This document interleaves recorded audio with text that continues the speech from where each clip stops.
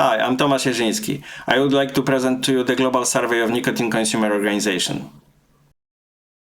At the beginning of 2022, we began to take an interest in the role and activities of organizations that advocate for the adoption of and access to safer nicotine products following a harm reduction approach.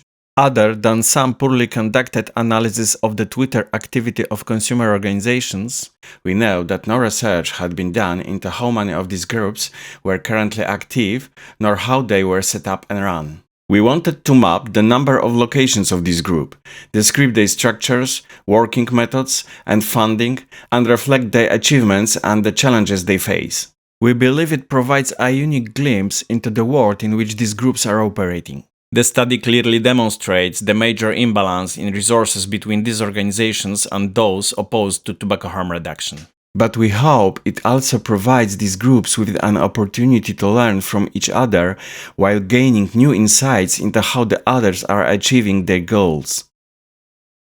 In almost all areas of public health, affected communities are now seen as a vital part of the policy-making process, and the same recognition is long overdue in this field. Policymakers need to hear the experiences of people who have switched away from smoking and take note of their decisions are likely to impact people's lives. The aim was to map the number and locations of nicotine consumer organizations globally and describe their history, legal status, membership structure, objectives, working methods, and activities and funding. We identify active organizations through the use of existing networks and referrals. All identified organizations were contacted and asked to fill in an online self-completion survey through the representatives of the organizations. The data collected were cleaned and anonymized. Categorization and analysis of variable distribution was carried out. Responses to open-ended questions were analyzed quantitatively. 52 active organizations were identified. 13 in Latin America, 8 in Africa, 24 in Europe, 5 in the Asia-Pacific region, and 2 in North America. Most were established from 2016 onwards, and 39 were legally incorporated. All of the 52 consumer groups are grassroots advocacy organizations which developed organically from small groups of contacts, including through social media. They are small organizations, most operated with volunteers, with only 7 having any contracted or paid staff. Taking the research sample as a whole, there are 122 regular associates among all the organizations surveyed, and only 13 of these are in paid positions. Their reported objectives were to raise awareness about safer nicotine products, promote rights to access to safer nicotine products, and to advocate for a legal and regulatory environment in which safer nicotine products are available. 31 organizations had not received any funding support. The total global funding for all organizations was $300,000.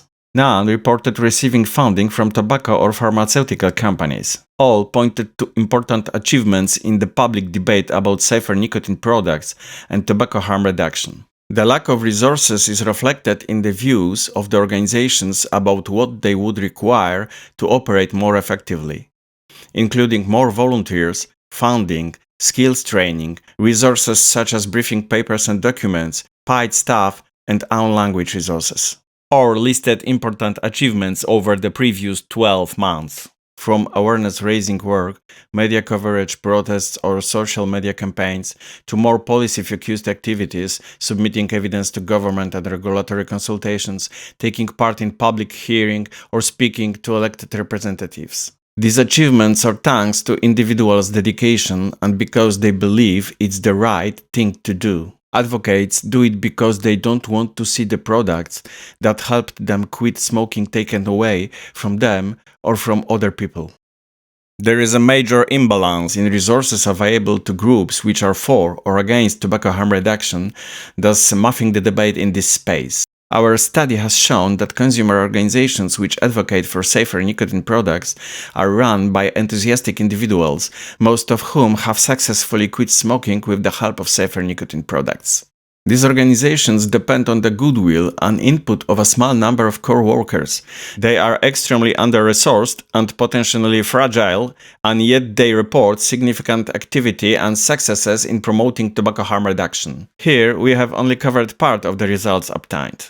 Please see the article we published this year in the journal Public Health Challenges entitled Global Survey of Consumer Organizations Advocating for Safer Nicotine Products. We would like to thank all the organizations very much for their willingness to take part in our survey.